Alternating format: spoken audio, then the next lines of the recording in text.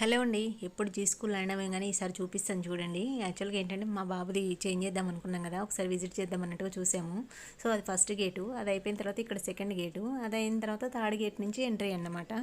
వెళ్ళిన తర్వాత సెక్యూరిటీ మనకు ఒక గేట్ పాస్ లాంటిది ఒకటి ఇస్తాడు, విజిటర్ది ఐడి కార్డు.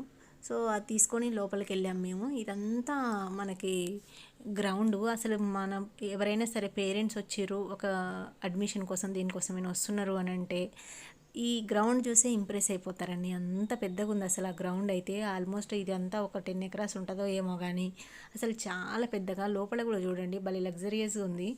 సో ఏంటంటే గ్రౌండ్ పిల్లలు ఆడుకోవడానికి మాత్రం మంచి గ్రౌండ్. బ్యాడ్మింటన్కి సపరేటు, నెక్స్ట్ మనకి స్కేటింగ్కి సపరేటు, ఫుట్బాల్, వాలీబాల్, క్రికెట్ ఇవన్నిటికీ దేనికి దానికి సపరేట్ కోచ్లు. అసలు చాలా అన్ని ఫెసిలిటీస్ ఉన్నాయి. సో మనకి అన్ని ఫెసిలిటీస్ ఉన్నాయి అంటే ఆ ఫీజు కూడా ఆ రేంజ్లోనే ఉంటాయి కదా, మనం ఎక్స్పెక్ట్ చేయొచ్చు అది ఏ రేంజ్లో ఉందనేసి.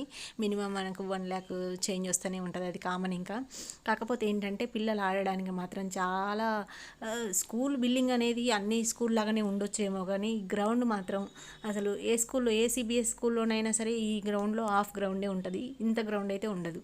సో చాలా బాగుంది. సో ఆ ఎదురుగా కనిపించే షెల్టర్ మనకి బ్యాడ్మింటన్ అది. సో ఈ పిల్లలు ఆల్రెడీ స్కూల్ పిల్లల్ని కొంతమందిని ఆడిపిస్తున్నారు.